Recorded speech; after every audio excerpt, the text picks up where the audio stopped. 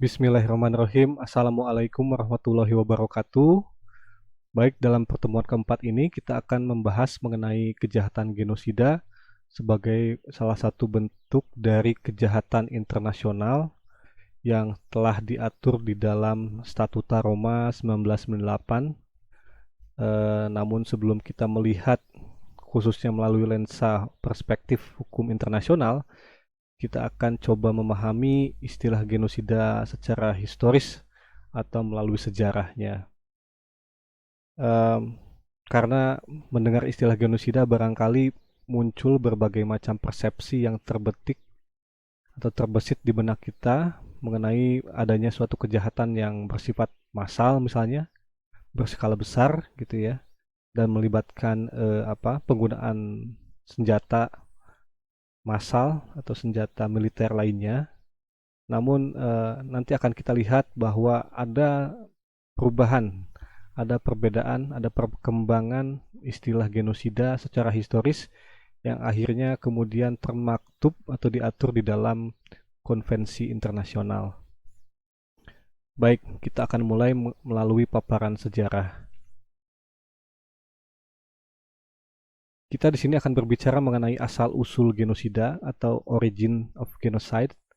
Jadi sebelum istilah genosida muncul, yang saya tulis di sini dengan istilah pragenosida, itu sesungguhnya sudah dikenal berbagai macam istilah yang menyerupai atau merujuk gitu ya pada istilah genocide. Cuma kebetulan ya di saat itu belum ada istilah genosida gitu ya. Misalnya istilah Jerman, di sini ada Völkermord gitu ya, yang artinya adalah pembunuhan terhadap masyarakat gitu ya. Pembunuhan terhadap apa kumpulan orang gitu, bukan individu ya. Di sini konotasi yang kemudian muncul, dan begitu pula di dalam istilah di dalam bahasa Polandia gitu ya, yang bahasa Inggrisnya itu killing of a people or nation. Jadi pembunuhan atau pembantaian yang ditujukan terhadap orang atau bangsa gitu. Di saat itu artinya sudah ada tuh beberapa terminologi yang digunakan. Hanya saja genocide sebagai konsep yang sudah mapan itu belum ada kan gitu ya.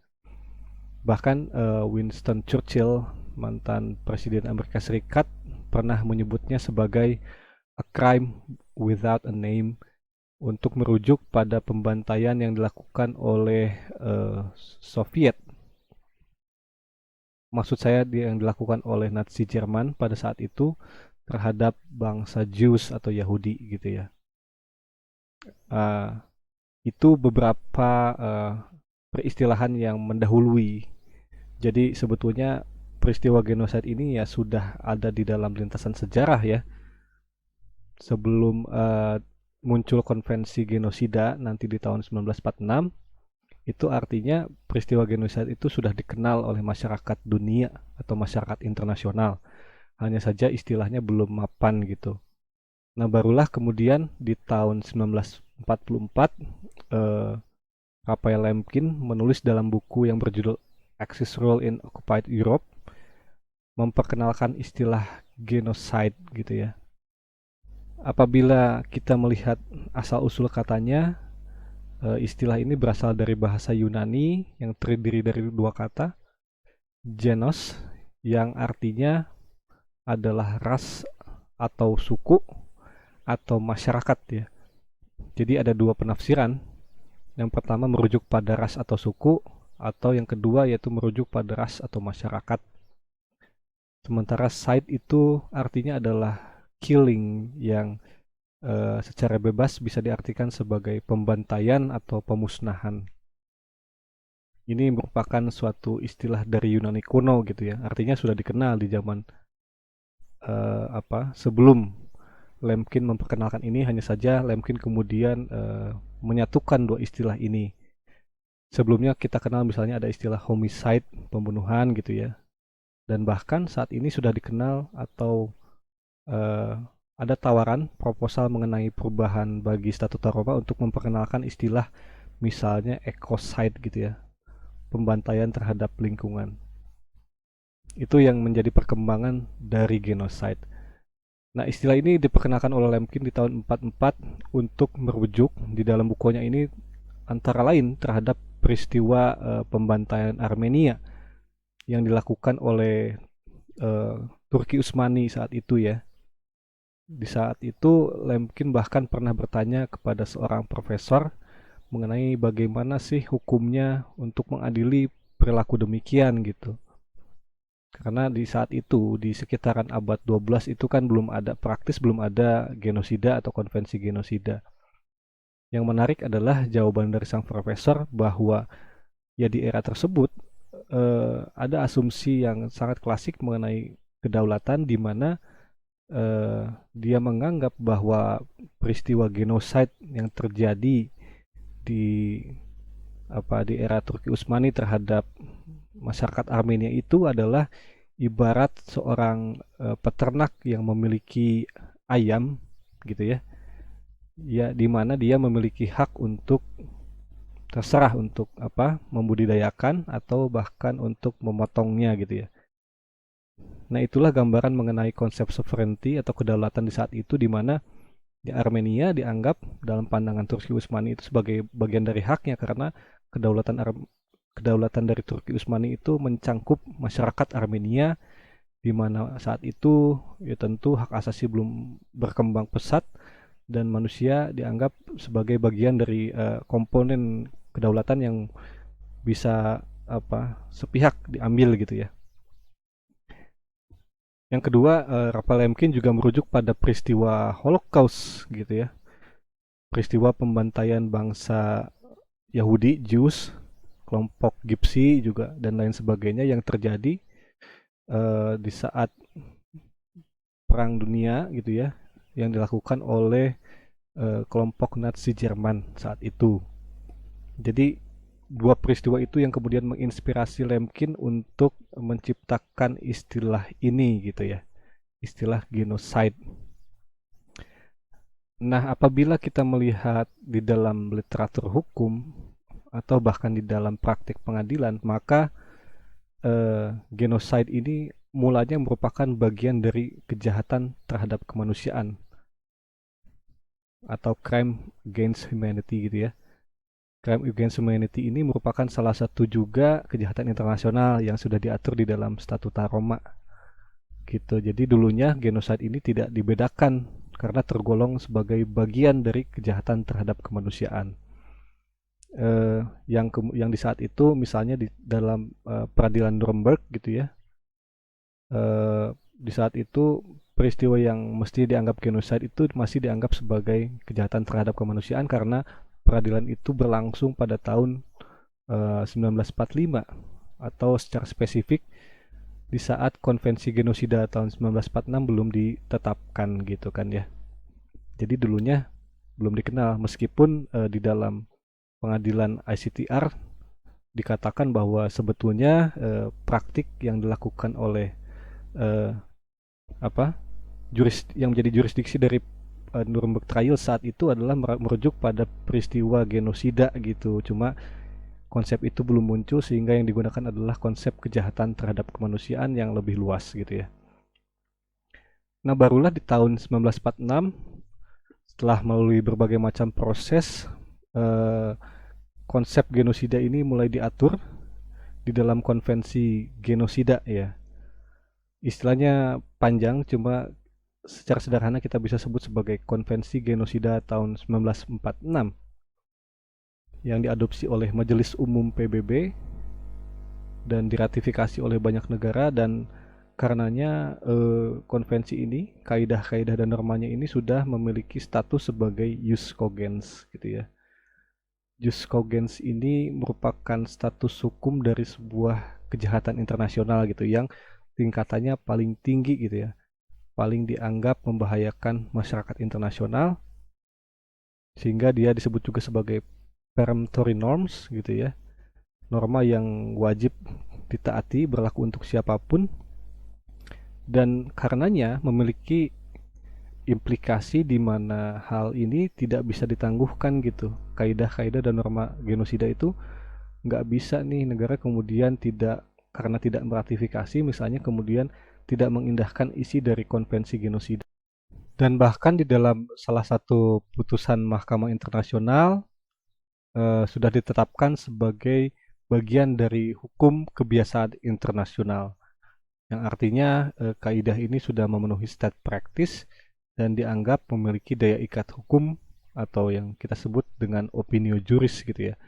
Dengan kata lain, meskipun sifatnya atau bentuknya merupakan konvensi yang mensyaratkan proses ratifikasi, tetapi kaidah dan norma serta azas-azasnya ini sudah menjadi kebiasaan internasional yang mengikat seluruh negara, sehingga sifatnya tidak bisa ditangguhkan kapanpun dan dimanapun gitu ya. Nah, di tahun 46 ditetapkan, tetapi baru pertama kali diterapkan si konvensi itu pada tahun 1993 dan 94 dalam International Criminal Tribunal for Rwanda gitu ya. Itu peradilan internasional pertama yang menerapkan konvensi genosida 1946. Nah, ada pula istilah lain yang berujuk pada atau memberikan semacam apa ya, julukan gitu ya bagi genosida ini sebagai ultimate crime atau crime of crimes gitu ya. Kejahatan paling ultim, paling jahat gitu ya, dan kejahatan yang jahat gitu. Karena nanti kita akan melihat bahwa berbeda dari kejahatan terhadap kemanusiaan, berbeda dari kejahatan agresi gitu ya, dan berbeda dari kejahatan perang, kejahatan genosida ini memiliki genocidal intent atau niat khusus yang mesti terkandung agar sesuatu dapat disebut sebagai kejahatan genosida gitu. Ini merupakan definisi genosida. Definisi ini tercantum di dalam pasal 2 Konvensi Genosida, pasal 6 Statuta Roma 1998, dan pasal 8 Undang-Undang Nomor 26 Tahun 2000 tentang Pengadilan HAM. Secara gramatikal kurang lebih sama ya, tidak ada perbedaan signifikan, sehingga ketiga dasar hukum ini saling mendukung gitu ya, mengenai apa sih definisi genosida itu gitu ya. Nah, dalam konvensi ini dikatakan bahwa genosida berarti setiap perbuatan berikut ini. Ini hal pertama yang dapat kita garis bawahi, bahwa genosida tidak merujuk pada satu tindakan saja, melainkan setiap perbuatan berikut ini, gitu ya. Frase ini merujuk pada huruf A dan E, jadi ada 5 tindakan yang disebut sebagai genocide, yang dilakukan dengan tujuan untuk menghancurkan seluruhnya atau untuk sebagian.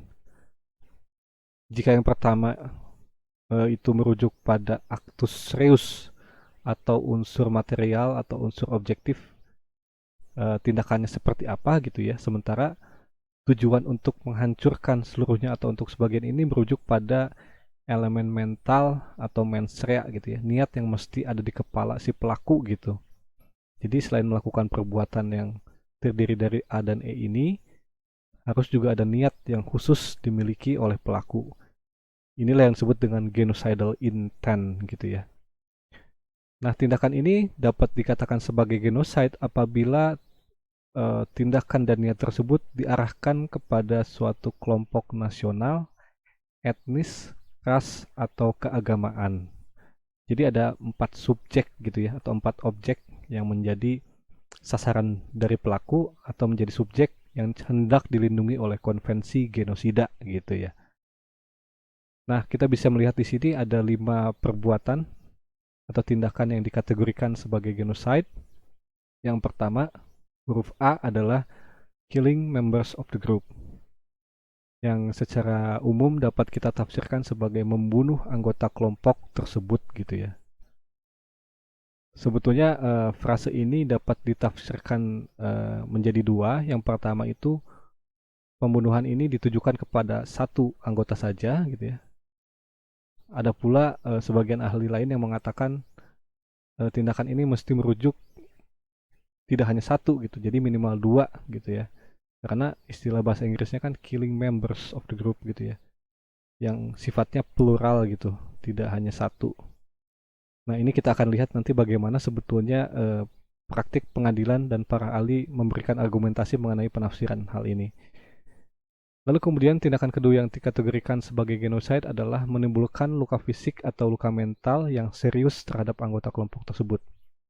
Ini pun ya tidak sederhana, artinya kita bisa mengajukan pertanyaan mengenai apa yang dimaksud dengan luka fisik, apa yang dimaksud dengan luka mental, apalagi yang serius gitu ya. Apa yang dimaksud dengan serius dalam hal ini?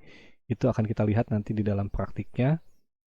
Dan yang ketiga, genocide merujuk pada tindakan yang secara sengaja menimbulkan kondisi kehidupan kelompok tertentu, yaitu tadi 4 kelompok tadi ya, yang berdasarkan perhitungannya akan menyebabkan kehancuran fisik secara keseluruhan atau untuk sebagian. Ada frase yang mesti kita garis bawahi, yaitu yang berdasarkan perhitungannya. Jadi ada kalkulasi yang eh, berlangsung di benak si pelaku gitu ya, akan menyebabkan kehancuran fisik baik secara menyeluruh atau hanya parsial saja gitu ya. Dan ini nanti kita akan lihat bahwa di dalam praktiknya eh, dampak mengenai kehancuran fisik yang menyeluruh atau sebagian ini tidak mesti terjadi sejauh berdasarkan perhitungannya gitu ya. Jadi udah ada niat di kepalanya itu mengenai bahwa ini nih tindakan A atau B atau C ini bahkan akan menyebabkan kehancuran fisik menyeluruh atau sebagian. Nah, yang keempat, tindakan genosida merujuk pada tindakan tertentu yang bersifat memaksa dengan tujuan untuk mencegah adanya kelahiran di dalam kelompok tersebut. Tindakan tertentu ini kita akan lihat nanti apa bentuknya, dan tujuannya adalah untuk mencegah adanya kelahiran di dalam kelompok tersebut, yang artinya ya, tujuan dari pelaku adalah ingin memusnahkan gitu, biar tidak ada lagi anggota kelompok yang menjadi sasarannya itu ya. Dan yang kelima, genosida merujuk pada pemindahan secara paksa anak-anak dari suatu kelompok ke kelompok lainnya. Pemindahan secara paksa ini pun kita akan lihat apa tafsirannya, apa yang dimaksud dengan secara paksa memindahkan anak-anak dari satu kelompok ke kelompok lainnya. Jadi demikian teman-teman secara umum mengenai definisi ya, definisi hukum gitu ya. Setelah sebelumnya kita lihat secara historis genosida ini berkembang gitu ya, tidak punya definisi yang fix, akhirnya termaktub di dalam beberapa konvensi atau hukum nasional bahkan gitu ya mengenai genosida. Tetapi tadi ya, seperti setelah kita bahas kan sebetulnya banyak timbul pertanyaan mengenai beberapa frase yang terkandung di dalam kalimat-kalimatnya gitu kan, sehingga kita membutuhkan tilikan dari praktik gitu ya. Bagaimana sih sebetulnya pengadilan atau para ahli menafsirkan seluruh kalimat-kalimat ini di dalam mengadili seorang pelaku yang dianggap telah melakukan genosida. Nah, sebelum kita membahas mengenai tadi ya, bagaimana praktiknya, ada pula sebetulnya bentuk lain dari genosida. Saya beri tanda petik di sini karena tindakan ini tidak merujuk pada genosida per se ya, bukan genosida pada dirinya, melainkan tindakan-tindakan yang mendukung kira-kira ya. Nah, di dalam Statuta Roma pasal 25 huruf E dikatakan bahwa berdasarkan statuta ini, seseorang bertanggung jawab secara pidana dan dapat dipidana untuk kejahatan yang berada dalam yurisdiksi pengadilan jika orang tersebut, huruf E, sehubungan dengan kejahatan genosida, secara langsung dan terbuka menghasut orang lain untuk melakukan genosida. Jadi orang ini tidak melakukan, cuma secara langsung dan terbuka gitu ya, menghasut atau mendorong orang lain untuk melakukan genosida. Sementara di dalam pasal 3 huruf E konvensi genosida itu ada kategori yang lebih banyak ya, yang dianggap sebagai bentuk lain dari genosida. Selain A, genosida itu merujuk pada konspirasi atau persekongkolan untuk melakukan genosida. Persekongkolan untuk melakukan genosida. Jadi dia cuma bersekongkol saja gitu ya. Niatnya udah ada melakukan genosida tapi belum gitu. Yang huruf C yaitu mencakup pula hasutan langsung di depan umum tadi ya. Ini huruf C ini sebetulnya representasi dari huruf E di dalam Statuta Roma ya. Jadi tindakannya hanya menghasut secara langsung di depan umum untuk melakukan genosida berupa ajakan saja. Adapun yang keempat yaitu mencoba melakukan genosida. dan keterlibatan dalam genosida ya. Yang huruf D mencoba melakukan kan artinya tidak mesti sudah melakukan gitu ya, baru mau mencoba melakukan.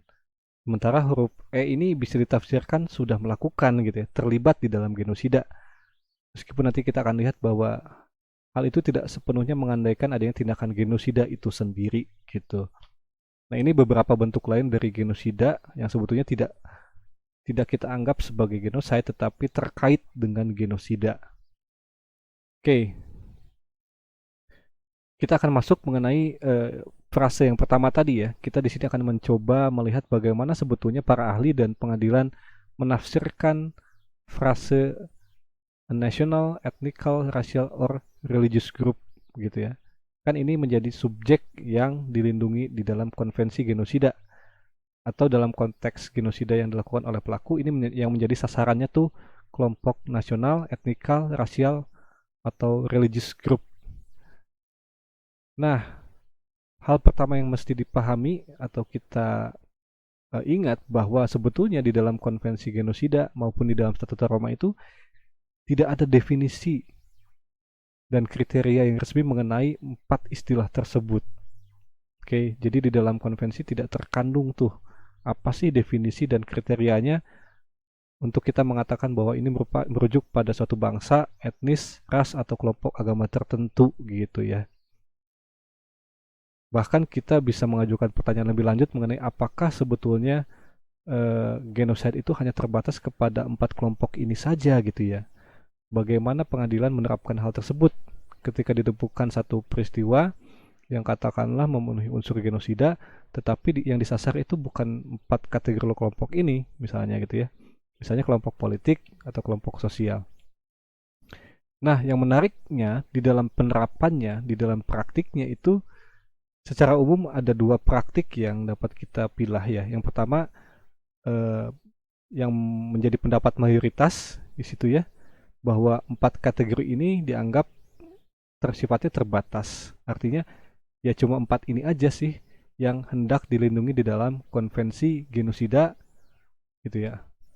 Cuma ada 4 itu saja gitu ya. Dan hal ini menjadi pendapat mayoritas misalnya di dalam putusan ICC, ICTY, ICTR, dan bahkan dianggap telah mencerminkan hukum kebiasaan internasional gitu.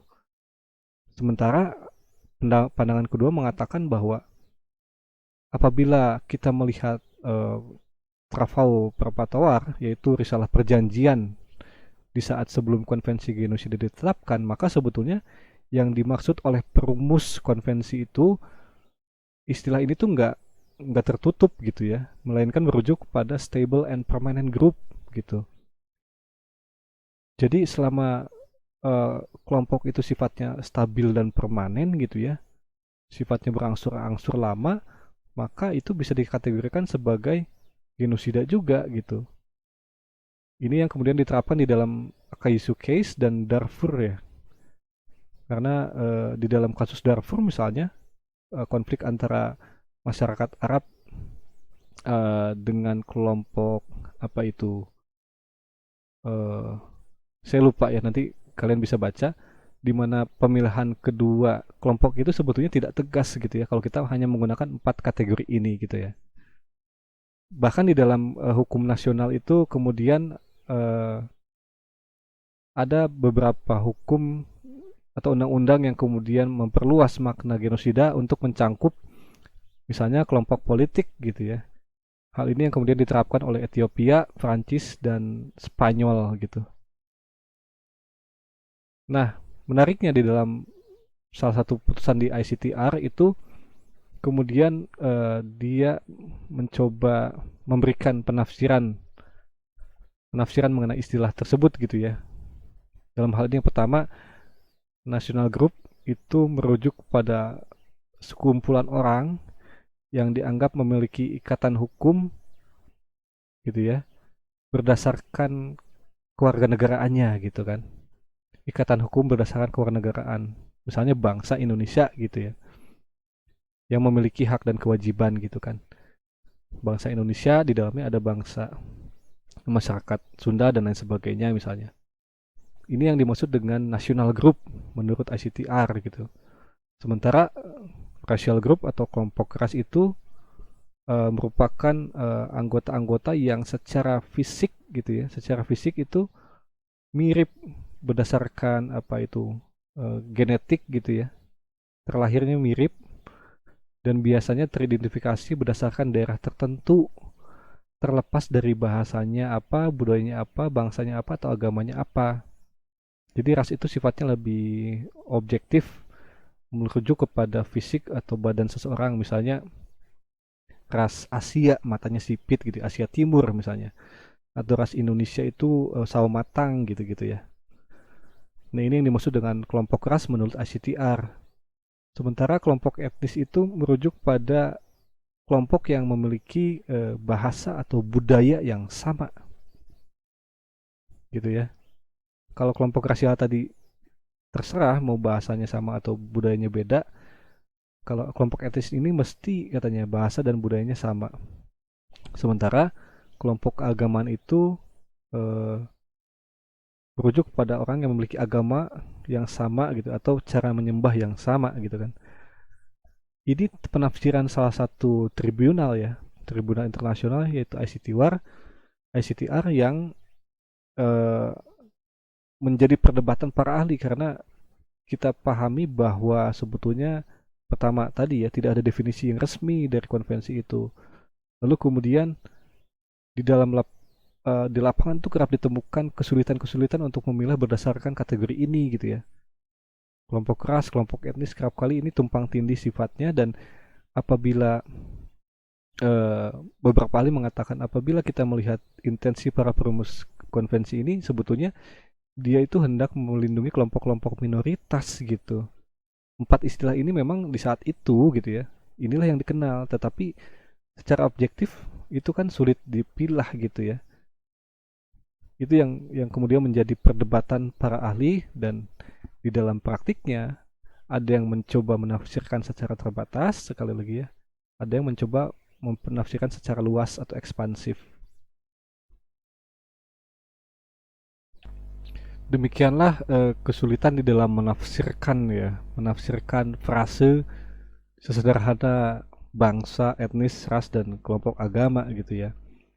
Dan ini tidak hanya menyangkut bagaimana kemudian para ahli melihat atau menafsirkannya, tetapi apakah kemudian persepsi dari pelaku juga menjadi unsur penentu gitu ya. Apakah ketika katakanlah si pelaku menganggap dia merupakan satu kelompok etnis tertentu nih, sementara katakanlah yang menjadi korbannya itu tidak menganggap demikian, lalu pertanyaannya apakah pelaku tersebut telah melakukan genosida terhadap suatu kelompok etnis tertentu kan gitu ya.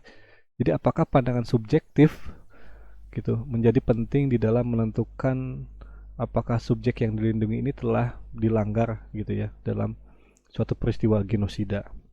Nah, ini akan kita coba lihat di slide berikutnya.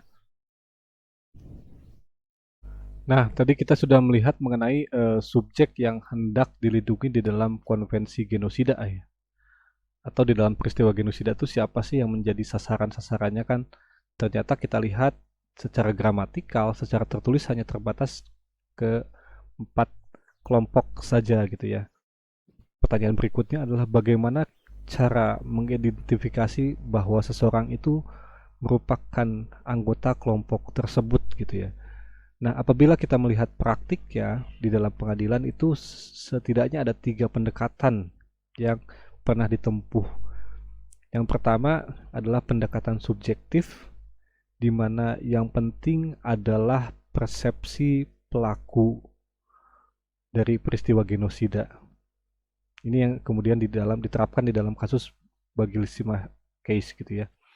Jadi intinya bahwa apakah seseorang tergolong sebagai salah satu kelompok etnis, ras, agama atau bangsa itu yang penting si pelakunya bagaimana mempersepsikan hal tersebut gitu. Kalau misalkan katakanlah pelakunya si A menganggap bahwa si B itu sebagai kelompok C, sementara C tidak menganggap demikian atau bahkan masyarakat di sana tidak menganggap demikian, maka yang penting adalah persepsi si A. Ya, jadi ini yang disebut dengan pendekatan subjektif. Yang penting kepala si pelaku gitu ya sudah ada niat untuk melakukan genosida tadi gitu ya. terlepas dari faktanya atau secara objektif atau secara sosial historisnya seperti apa gitu ya. Ini pendekatan yang sangat longgar gitu. Yang penting eh, genosida itu adalah gimana sih pikiran si pelakunya gitu kan.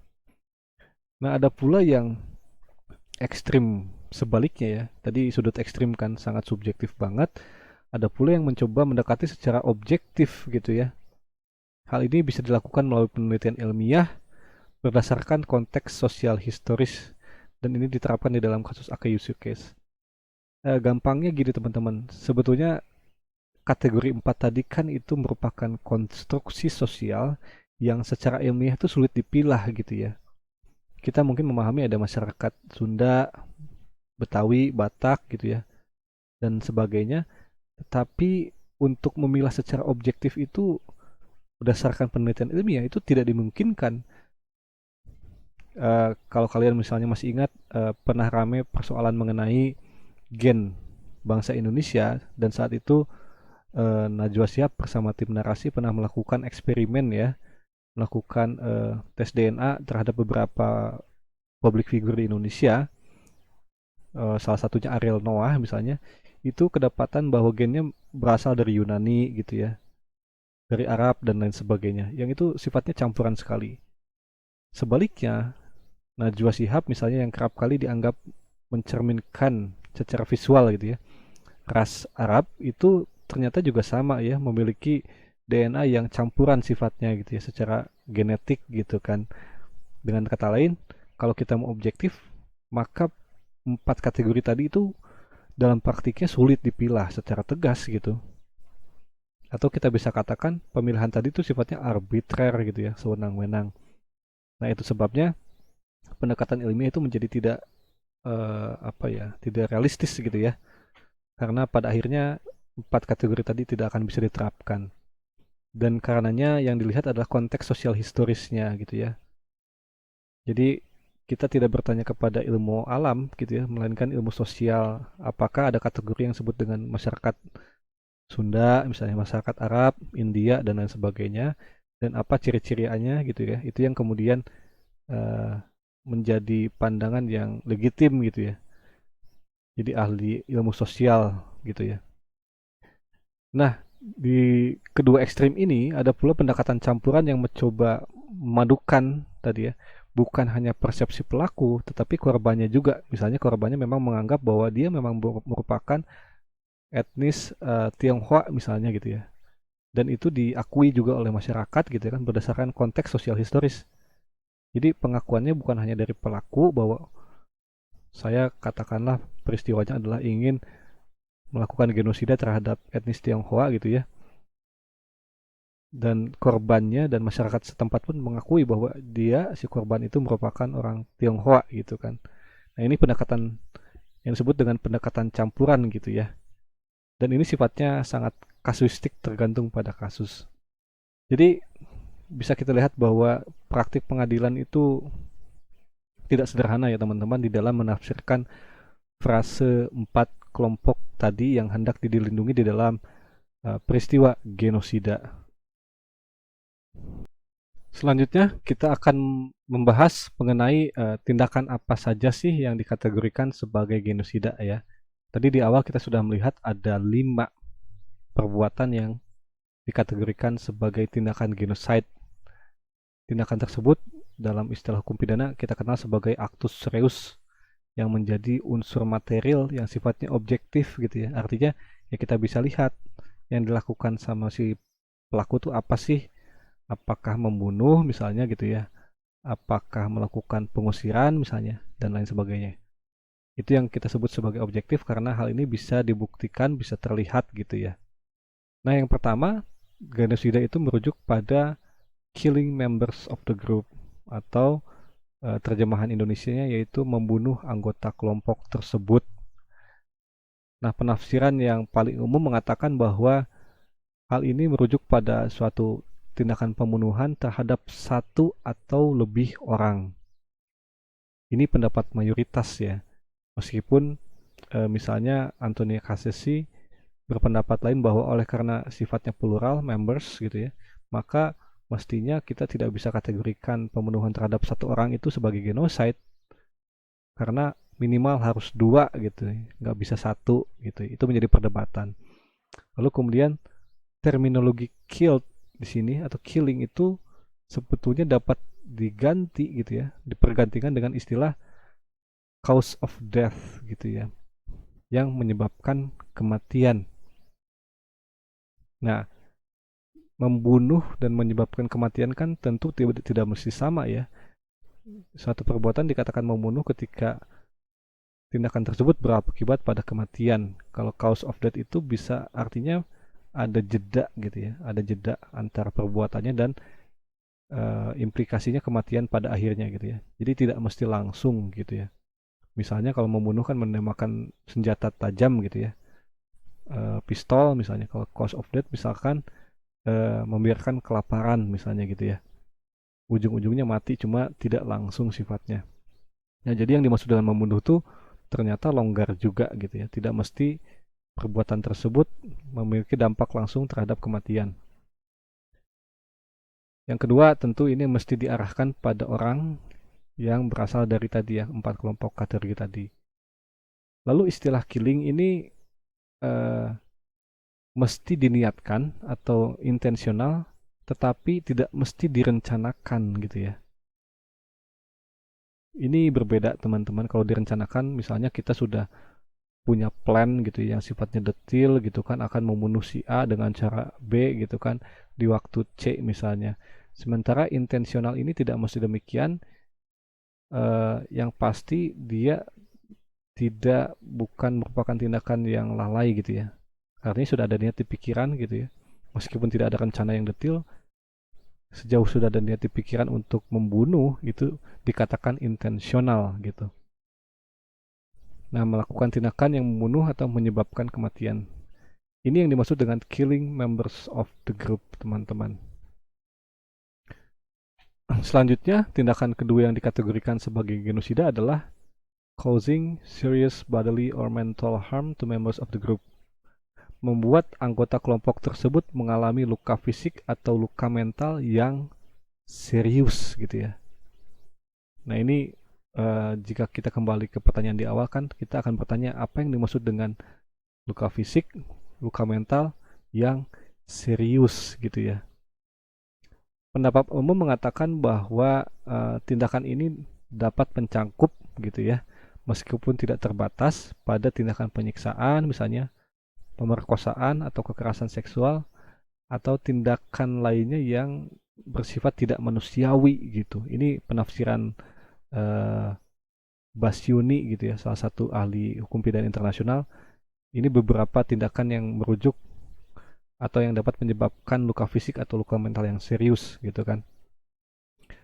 Nah, namun apabila kita melihat praktek pengadilan, maka kita bisa mencacah ya dua istilah di sini. Yang pertama ada serious bodily or mental harm gitu ya, di mana di dalam putusan ICTR, serious bodily harm yang pertama ya, sebelum kita bicara mental harm, itu adalah harm that seriously injures the health, causes disfigurement or causes of any injury to the external, internal organ or senses. Jadi sifatnya badaniah ya. Jadi kerusakan atau cedera yang disebabkan itu merugikan kesehatan gitu ya, baik secara internal maupun eksternal, terhadap organ maupun indera kita gitu. Jadi bodily harm sifatnya biologis gitu ya. Sementara di dalam Eichmann case, di kasus Eichmann itu serious bodily or mental harm ini merujuk pada perbudakan misalnya, kelaparan atau menciptakan orang menjadi lapar, deportasi, dan persekusi gitu ya. Sementara ICTR di dalam Akaizu case menafsirkan istilah tersebut pada kekerasan seksual, perkosaan yang menyebabkan baik gangguan fisik atau mental. Dan ini, nah ini dia kemudian mencoba melakukan penafsiran terhadap istilah serius ya. Gangguan fisik atau mental ini tidak perlu bersifat permanen untuk dikatakan serius. Secara umum yang dimaksud dengan serius mental harm ini yang mesti dilihat case by case gitu ya, sifatnya kasuistik. dengan menimbang kondisi-kondisi yang ada. Tetapi yang pasti gangguan mental permanen ini bukan gangguan mental yang bersifat ringan gitu ya atau minor. Ini yang menjadi putusan di dalam kasus Semanza gitu ya, di dalam ICTR. Jadi dia nggak boleh tuh yang ringan sama minor dianggap sebagai serius, tetapi di sisi lain nggak mesti permanen juga sifatnya gitu ya. Salah satu bentuknya antara lain misalnya gangguan mental permanen, tentu termasuk meskipun tidak mesti bersifat permanen, tapi ya jelas kalau permanen udah tergolong sebagai serius mental harm, misalnya pemberian obat-obatan gitu ya, penyiksaan, atau dia menyebutnya sebagai teknik serupa yang menyerupai penyiksaan dan pemberian obat-obatan yang mengganggu mental gitu ya. Ini yang disebut dengan serious mental harm. Tindakan selanjutnya yang tergolong sebagai genosida adalah dengan sengaja membuat kondisi kehidupan kelompok tersebut yang berdasarkan perhitungannya akan mengalami kehancuran fisik secara menyeluruh atau sebagian. Nah, dalam peristiwa atau tindakan ini, Antonia Cassesi bersikukuh bahwa tindakan ini mesti ditujukan kepada lebih dari satu orang katanya. Gitu ya, karena memang apabila kita melihat gramatikalnya, kan yang digunakan adalah inflicting on the group conditions gitu ya. On the group. Dia tidak bicara lagi membernya gitu kan. Jadi menurut Antonia Cassesi mesti bersifat lebih atau ditujukan terhadap lebih dari satu orang gitu. Itu yang menjadi subjeknya atau objeknya ya. Lalu kemudian para pendapat ahli mengatakan secara umum bahwa kondisi yang dimaksud itu dapat mencangkup gitu ya. Dapat mencangkup misalnya adalah dijauhkannya satu kelompok tersebut dari sumber daya untuk bertahan hidup, dari sumber makanan gitu ya, sandang, pangan, papan gitu misalnya, atau kebutuhan medis yang sifatnya secara sistematik. Jadi intinya satu kelompok misalnya dibiarkan untuk tidak dapat mengakses makanan gitu, kesehatan, air dan lain sebagainya yang menjadi kebutuhan dasar gitu untuk hidup, itu dikategorikan sebagai tindakan tersebut gitu ya. Itu kan artinya ada perhitungan gitu ya yang dilakukan bahwa oh nanti kalau saya nggak kasih dia, itu kan dia akan mengalami kehancuran secara menyeluruh atau sebagian gitu. Nah, poin lain yang mesti dipahami adalah tindakan ini tidak mesti langsung membunuh gitu ya. Meskipun tindakan tersebut memiliki tujuan akhir demikian. Sekali lagi, yang mesti digarisbawahi adalah berdasarkan perhitungannya akan mengalami kehancuran fisik gitu ya. Jadi tindakan ini nggak seperti dua kategori tindakan sebelumnya yang berbasis pada hasil gitu ya. Tadi kan killing ya hasilnya orang terbunuh gitu kan. Kalau ini nggak mesti hasilnya terwujud, tetapi mesti bagi perspektif pelakunya itu melibatkan kalkulasi, ada perhitungan di kepala si pelaku untuk mencapai tujuan itu. Meskipun pada akhirnya tujuan itu misalnya tidak tercapai gitu ya. Misalnya saya membunuh satu kelompok, katakanlah kelompok A dengan menghilangkan akses terhadap sumber daya tadi. Tujuan saya kan ingin membunuh, menghancurkan gitu ya. Tapi ternyata tidak tercapai, itu lain soal, tapi kalkulasi di kepala saya sudah ada dan itu sudah dapat dikategorikan sebagai tindakan genocide. Dan ya bentuk-bentuk contohnya tadi ya, ini di dalam Travaux Préparatoire atau risalah perjanjian sebelum konvensi muncul. Yang dimaksud dengan tindakan ini mencangkup antara lain misalnya tiadanya tadi ya akses terhadap perumahan, pakaian, kebersihan badan, alat-alat medis gitu ya, atau bahkan pemaksaan, misalnya dipekerjakan secara paksa gitu ya, secara fisik dia kelelahan gitu. Nah, ini sudah tercakup ke dalam hal yang dimaksud dengan tindakan genosida gitu ya. Adapun putusan di dalam Mahkamah Internasional dan ICTY itu yang dimaksud dengan apa itu ethnic cleansing ini merujuk pada pemindahan secara paksa ya, forced migration, sebagai salah satu bentuk genosida gitu kan. Yang ini bertentangan dengan kasus Eichmann case gitu ya. Di kasus Eichmann itu dia ethnic cleansing ini tidak dikategorikan sebagai genosida ya. Nah, ini yang kemudian menjadi catatan menarik di dalam praktik pengadilan sehingga lagi-lagi ada perbedaan penafsiran mengenai yang dimaksud dengan sengaja membuat kondisi kehidupan kelompok yang berdasarkan perhitungannya akan mengalami kehancuran fisik secara menyeluruh atau sebagian gitu ya. Karena ya forced migration atau ethnic cleansing ini kan meskipun sifatnya memaksa, tadi ada perhitungan, tetapi kan tidak boleh jadi orang tidak mengalami kehancuran secara fisik gitu ya, gitu kan. Nah, kemudian inilah sebabnya ada dua pengadilan yang menafsirkan berbeda gitu. Dan satu hal lagi yang mesti diperhatikan adalah istilah deliberately, dengan sengaja, berarti artinya direncanakan gitu ya, bukan hanya intensional, bukan hanya diniatkan, tapi ada perencanaan yang sifatnya lebih detail gitu ya. Ini yang membedakan dengan dua tindakan sebelumnya. Lalu genosida juga mencakup tindakan imposing measures intended to prevent birth within the group gitu ya. Yang artinya secara bebas yaitu memaksakan tindakan-tindakan tertentu dengan maksud untuk mencegah adanya kelahiran di dalam kelompok tersebut gitu ya. Yang pertama tentu si pelaku mesti memaksakan tindakan-tindakan tertentu terhadap satu atau lebih orang gitu ya. Yang kedua, orang tersebut tadi yang merupakan bagian dari anggota kelompok yang dilindungi. Dan yang ketiga, diniatkan untuk mencegah kelahiran gitu ya. Diniatkan untuk mencegah kelahiran.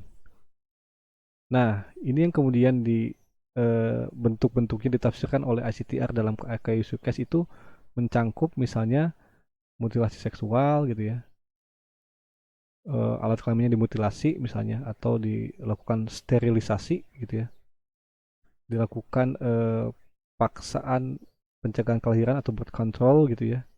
Bahkan ini yang menarik adalah pemaksaan kehamilan gitu ya. Forced impregnation ini misalnya katakanlah untuk menghabisi etnis Tionghoa misalnya, maka dilakukan pemaksaan kehamilan yang dilakukan si pelakunya itu bukan etnis Tionghoa gitu ya, sehingga harapannya nanti anaknya itu udah tercampur etnisnya atau bahkan berubah gitu kan. Nah, ini pun dianggap sebagai pencegahan kelahiran teman-teman, karena kelahiran dalam arti kelompok etnis Tionghoa tadi gitu ya. Jadi dia nggak punya lagi tuh darah yang katakanlah diturunkan gitu karena sudah tercampur. Termasuk pula separation of sexes gitu ya. Ini pemisahan antara laki-laki dan perempuan dan larangan perkawinan. Jadi ini beberapa bentuk ya tindakan yang dianggap mencerminkan frase tindakan-tindakan tertentu yang bermaksud untuk mencegah adanya kelahiran. Itu teman-teman ya. Nah, selanjutnya tindakan terakhir yang dikategorikan sebagai genosida adalah memindahkan secara paksa anak-anak dari satu kelompok ke kelompok lain.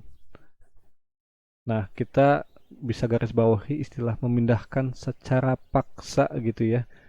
Tafsiran pertama mengatakan bahwa pemaksaan ini tidak mesti sifatnya itu pemaksaan secara fisik gitu ya, ditarik gitu ya, didorong dan lain sebagainya, tetapi juga dapat mencangkup ancaman gitu ya, ancaman-ancaman yang sifatnya verbal, yang non fisik atau yang sifatnya psikis, sehingga menimbulkan ketakutan gitu dan dia merasa terpaksa secara psikologis gitu kan.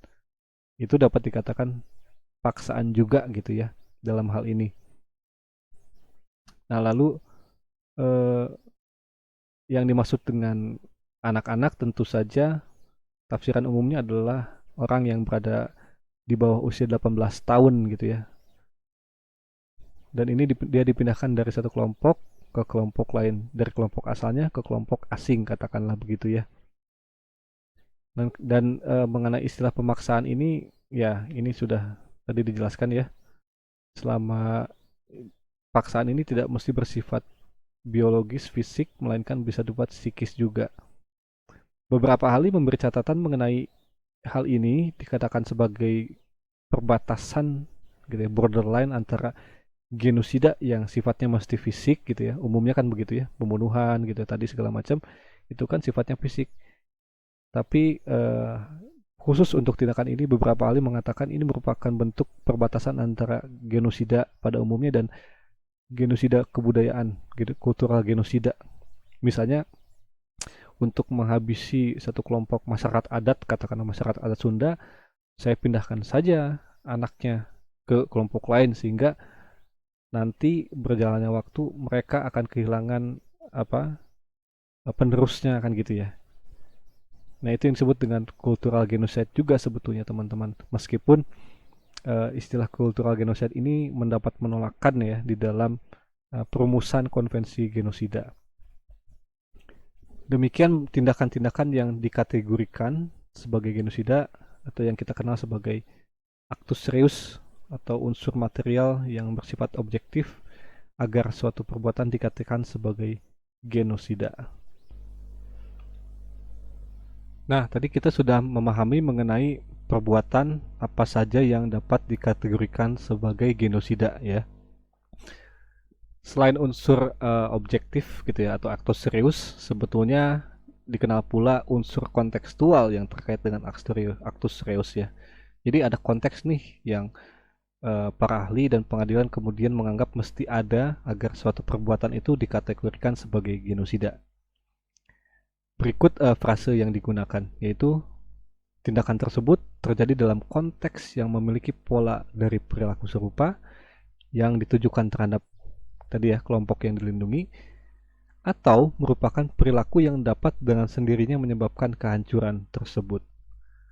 Jadi di sini ada semacam pengertian yang mendua sebetulnya. Di satu sisi tindakan genosida ini membutuhkan konteks di mana perilakunya itu nggak hanya tunggal gitu ya, melainkan ada perilaku yang serupa, artinya ada beberapa perbuatan nih yang ditujukan terhadap kelompok tersebut. Tapi di sisi lain dia mengatakan bahwa tindakan ini dapat dengan sendirinya menyebabkan kehancuran. Jadi sifatnya bisa saja tunggal gitu ya. Ini kembali menantang persepsi kita mengenai genosida yang umumnya bersifat massal, dilakukan oleh biasanya otoritas negara bahkan gitu ya yang berkuasa. Pertanyaannya apakah tindakan genosida itu mungkin dilakukan oleh misalnya satu orang saja kan gitu ya. Satu orang tadi punya niat untuk menghancurkan, melakukan pembunuhan, apakah itu genosida gitu ya? Bukankah itu hanya pembunuhan biasa kan gitu ya? Orang bisa kemudian berdebat mengenai hal tersebut. Nah, untuk itulah beberapa ahli dan pengadilan memberikan unsur kontekstual berikut ini. Pertanyaan pertama yang muncul adalah apakah di dalam suatu kasus genosida mesti ada kebijakan yang sifatnya genocidal gitu ya. Misalkan kebijakan dari negara gitu ya. Tadi Turki Utsmani misalnya itu kan mencoba memusnahkan kelompok Armenia itu berdasarkan kebijakan tertinggi gitu ya. Begitupun dengan yang dilakukan oleh Nazi Jerman gitu kan berdasarkan perintah Hitler untuk memurnikan ras Arya dengan membantai kelompok bangsa Yahudi itu perintah pimpinan gitu ya gampangnya. Pertanyaannya apakah mesti ada state policy atau genocidal policy? Pengadilan ICTR dan ICTY mengatakan ya itu berguna untuk dapat kita menjadikan ukuran bahwa oh ini fix terjadi genosida, tetapi tidak diperlukan, but not necessary katanya. Itu di satu sisi nggak mesti ada tapi berguna gitu ya. Nah, unsur kontekstual ini tadi ya digunakan untuk mengeksklusi kejahatan kejahatan berdasarkan kebencian yang dilakukan secara terisolasi. Jadi sebetulnya unsur kontekstual ini memang diniatkan untuk mengeksklusi tindakan kejahatan, misalnya pembunuhan yang diniatkan oleh satu orang saja gitu ya. Jadi dikatakan sebagai threshold gitu ya, ukuran yang objektif. Karena di dalam praktik misalnya yang lebih mungkin terjadi, lebih sering terjadi itu misalnya ya pelakunya melakukan hal tersebut bersama dengan kelompoknya gitu ya. Ini yang kita saksikan kan di dalam kasus Nazi gitu ya, membantai Yahudi kan nggak sendirian, melainkan berdasarkan tadi ada perintahnya dan dilakukan oleh kelompok bersenjata gitu ya. Ada pula kemungkinan yang lebih very unlikely to happen gitu ya. Kayaknya sulit untuk terjadi, misalnya kelompok yang diserang itu relatif sedikit dan pelaku menggunakan atau memiliki akses terhadap senjata pemusnah massal. Artinya tadi ya, kembali ke peristiwa tunggal, bisa saja kan sebetulnya ada satu orang yang kemudian memiliki akses terhadap senjata biologis, lalu kemudian melakukan pembantaian, dan itu bisa dikatakan sebagai genocide juga gitu ya. Hanya dalam hal ini berarti kan mengimplikasikan bahwa korbannya nggak mesti satu sebetulnya gitu ya. Untuk agar tidak tumpang tindih dengan peristiwa pembunuhan biasa misalnya. Dan ini yang kemudian diterapkan oleh ICC gitu ya, maupun dalam kasus Akayesu dan kasus-kasus lainnya di dalam ICTY. Inilah unsur kontekstual yang kerap dikemukakan oleh para ahli, di mana peristiwa genosida itu ada sejauh ada unsur konteks yang terpenuhi. Nah, kita sudah membahas mengenai unsur material, kontekstual, dan sekarang kita akan membahas mengenai unsur mental atau unsur subjektif mens rea dari sang pelaku. Tadi kita udah ngebahas apa aja perbuatannya, sekarang niatnya seperti apa sih yang harus ada di kepala pelaku agar perbuatannya itu dapat dikategorikan sebagai genosida.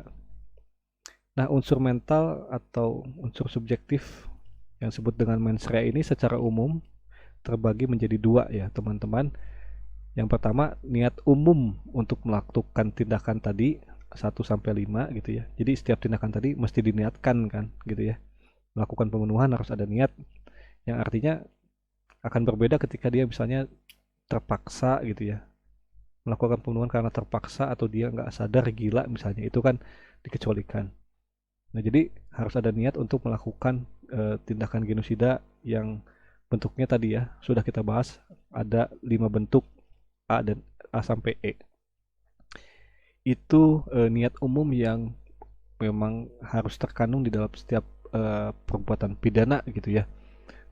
Tetapi selain dari itu ada pula niat khusus gitu ya, atau dolus spesialis yang kita sebut dengan genocidal intent gitu ya. Nah, inilah yang niat yang membedakan genosida dengan kejahatan internasional lainnya ya. Jadi niat khusus ini harus ada, mau nggak mau harus ada, agar kita kategorikan peristiwa itu bukan sekedar pembunuhan, tetapi genosida. Apa itu niat khususnya? Yaitu adalah untuk menghancurkan seluruh atau sebagian kelompok-kelompok tadi gitu ya, yang ada 4 tadi. Jadi di kepala si pelaku harus ada niat untuk menghancurkan, memusnahkan seluruh atau untuk sebagian. Inilah unsur mental atau unsur subjektif yang harus terpenuhi agar satu tindakan dapat kita kategorikan sebagai genosida. Kita akan melihat bagaimana sebetulnya masing-masing istilah ini ditafsirkan oleh pengadilan atau para ahli. Yang pertama adalah untuk menghancurkan ini secara umum ditafsirkan sifatnya fisik ya teman-teman. Sekali lagi, menghancurkan atau memusnahkan ini sifatnya fisik biologis. Istilah ini hendak mengecualikan penghancuran secara kultural tadi ya, genosida kultural yang sifatnya nggak ngancurin secara fisik tapi budaya.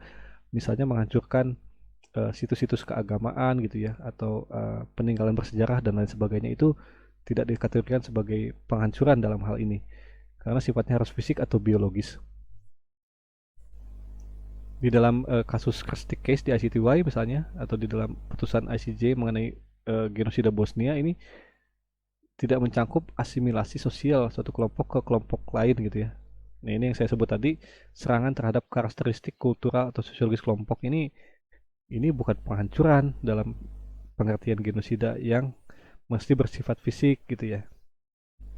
Dan ini kemudian di dalam putusan pengadilan tinggi di Blagojevic case gitu ya, itu kemudian memiliki pendapat berbeda bahwa pemindahan paksa tadi kan itu dianggap sebagai penghancuran fisik biologis gitu ya.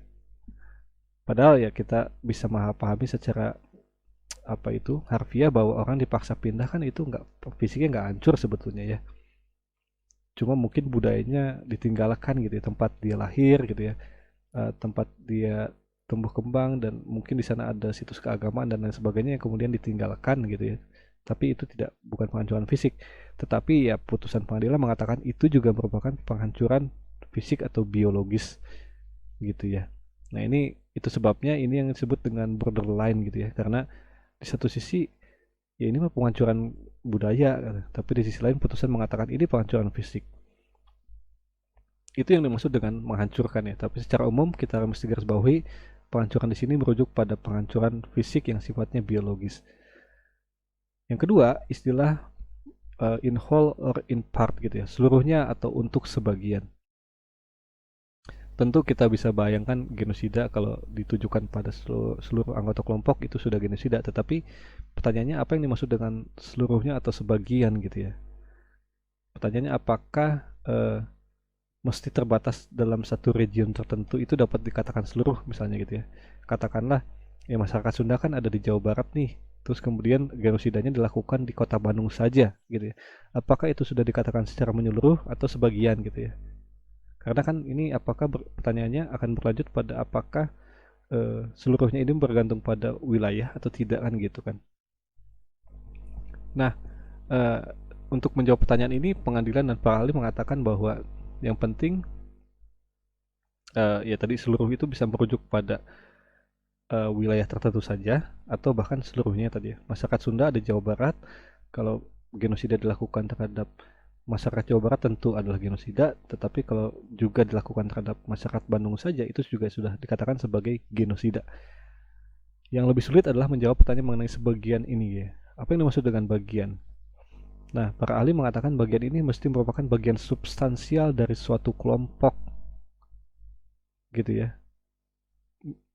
Umumnya para ahli mencontohkan bahwa misalnya kalau saya kemudian melakukan genosida terhadap kepala suku adat, itu sudah merupakan bagian yang substansial gitu ya dalam menghancurkan kelompok tertentu. Atau misalkan tadi kepada anak-anak gitu ya, itu kan substansial karena tanpa anak-anak pertanyaan siapa yang bisa kemudian meneruskan gitu ya kelompok tersebut gitu kan. Nah jadi dengan mudah kita dapat simpulkan ada yang bersifat kualitatif karena merujuk pada substansi gitu ya, ada yang juga kuantitatif gitu ya. Kita bisa mengukur dari sebagian dan keseluruhan ini dari secara numerik gitu ya, angkanya gitu ya. Ini yang dimaksud dengan seluruhnya atau sebagian. Lalu as such ya, kita kenal ada istilah as such di kalimat terakhir di dalam definisi genosida. Ini tuh mesti kita pahami bahwa motif itu tidak sama dengan niat gitu ya.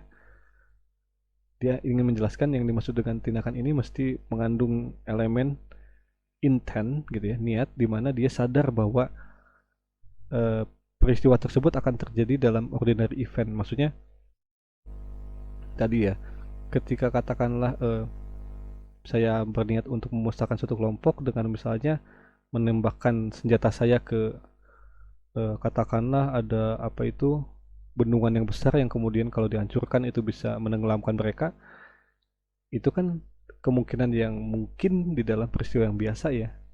Kalau saya menembakkan pom bensin misalnya, katakan di pom bensin ada masyarakat adat, ya kemungkinan yang biasanya adalah pom bensin itu meledak gitu kan. Nah itu yang dimaksud dengan niat, dan itu sudah dikategorikan sebagai memenuhi unsur niat gitu ya. Pertanyaan selanjutnya, bagaimana kemudian hal ini dibuktikan ya? Karena pada prinsipnya kan yang namanya niat itu ada di kepala pelaku gitu kan. Nah ini menjadi tantangan tersendiri dan menjadi saya kira ini bagian dari kajian hukum pidana pada umumnya ya. Ya tentu saja pembuktian niat itu merujuk pada alat bukti gitu ya. Alat bukti di pengadilan.